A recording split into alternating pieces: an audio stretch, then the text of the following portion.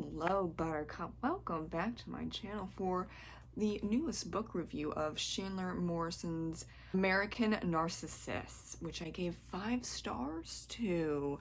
A first for Chandler. All of his other books are 4 stars because I was never comfortable giving those other books 5 stars because they're so violent and gory and disgusting. But this book is different. American Narcissus is not splatterpunk nor extreme horror. What I try to describe it would be satirical California noir literary fiction. That's a lot, but actually I don't think this book really fits into any specific category, but it is with Deadheads Press.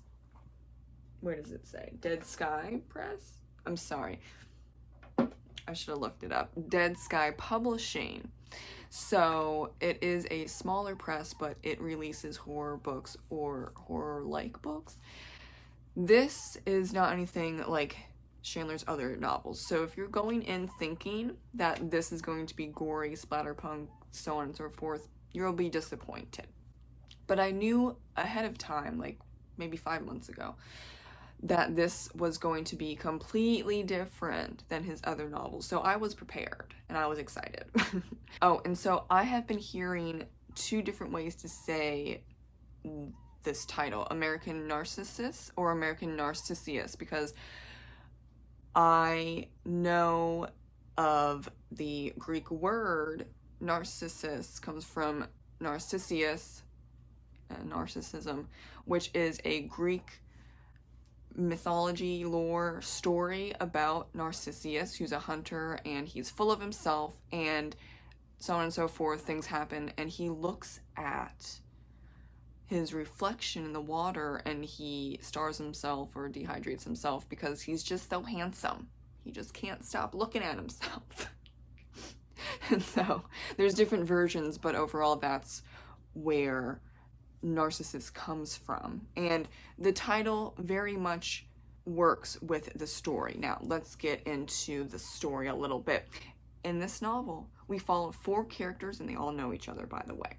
Tess is with a power-hungry and greedy writer who's about 20 years, if not older, her senior, and she is struggling to figure out if she wants to marry him or not, because it's not a love match. It would be like a business proposition type of thing, and she just doesn't know if that's for her. The second character is Baxter, and he's a surfer dude that hasn't really surfed in a while because he is a sex addict and has an obsession with a sex doll because he finds real women to look and feel disgusting. The third character we follow is Arden, and he's the adoptive sibling of Tess, and he just graduated college with a philosophy degree, but he cannot remember most of his life because he's been taking way too many drugs for way too long and basically has fried his brain. So he's trying to find himself, kind of, sort of. Doing a lot of drugs still in the process of finding himself, and also dating Rebecca, who is the publicist for the writer and some other people that you meet along the way in this novel. And Rebecca is actually a character in Until the Sun. We'll get to that later. And finally, there's Ryland, a single man at the top of his field in the medical insurance industry in LA, but he hooks up with a very unstable woman named Lissy that he meets at work. Don't do that, people. Okay. And he's also hooked on many drugs. Basically, everyone is miserable and hooked on some type of drug or alcohol or sex to try and fill the void that's missing inside them. Isn't that great? That's kind of LA though. What's cool is that this book connects with Until the Sun, which was semi-recently published and very graphic, violent, but that's not this book, right? There is a lot of sex scenes, and some of them are graphic, other are just kind of sex scenes.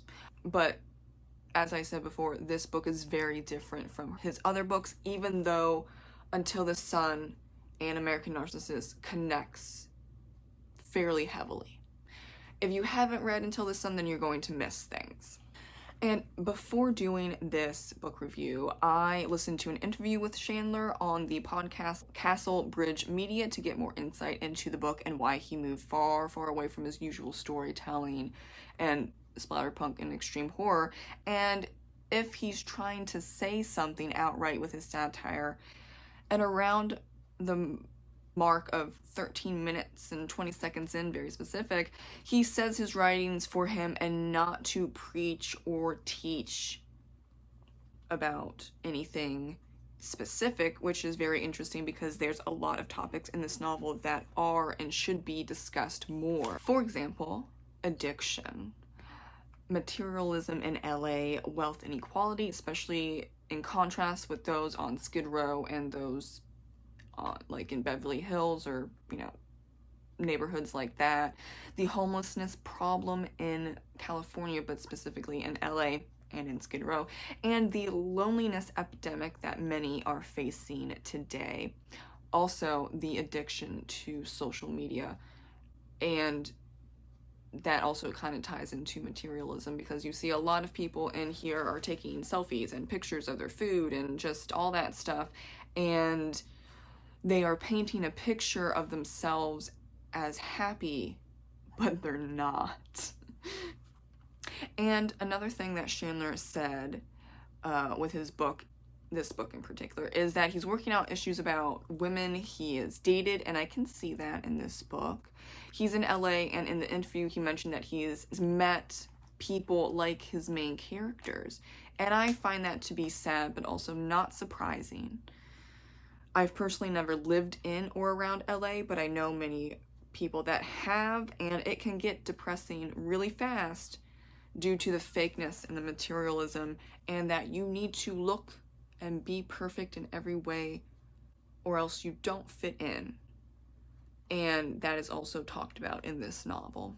Looks and what you own and how much money you have is really important for like the vast majority of people in LA. And that can get extremely tiring, and there are a lot of the people I know have moved out of California entirely, but also just specifically out of LA because that's not what they want to deal with in their everyday life. Now, the main characters are interesting, but not likable. I don't know who would like them or relate to them. If you do relate to them, please seek help. Not even being funny, please seek help. I don't need to relate to main characters to like the story. Duh, I gave it 5 stars and I don't like any of them. And I would not be friends with any of them. For sure. No. I also like that the devil Chandler has in most of his other books is in the novel, but I wish there was more to him other than the devil following around the 4 main characters and sometimes being their bartender at these like parties or at a bar. But it's good to see the connection between his other books, especially Until the Sun, and he could also be unconsciously or consciously making a statement that you don't even need the devil to mess you up. You just kind of fall into the wrong crowd and then you're messed up your own self. You don't need to have a devil on your shoulder telling you to do bad things like his other characters and other books, where the devil is more profound and interacting with the characters and manipulating them. I can see in this book that their choices throughout their whole life and the lack of parenting and support has created this mess for them, and that's interesting to explore. Another thing is, I'm not going to spoil the ending, but I didn't see the finale because there's a lot of death. The last person standing was a surprise, though I suppose they are the least messed up, but they're still messed up. So that could maybe be something that Chandler chose consciously or not, but out of the 4, that person is arguably the less messed up. So, therefore, they get to survive out of the other 3 that die. Yeah, that is technically a spoiler, but also, then again, though Chandler is not writing extreme horror or splatterpunk in this book, it's also damn well depressing. So you can't be totally surprised. Okay, and another random thing before we wrap up was that I just think it's funny as hell that Chandler used his first name for the messed up writer Tess is partnered up with, and he is always wearing sunglasses and smoking and drinking and in designer clothing, and the writer character writes up messed up books. It's just very fitting and meta, and you know what? I appreciate that. Thank you so much for watching my review on American Narcissus by Chandler Morrison. I definitely recommend it, even for those that don't read splatterpunk or extreme horror, because that's not what this book is. Thank you for watching again, and I'll see you in the next video. Bye.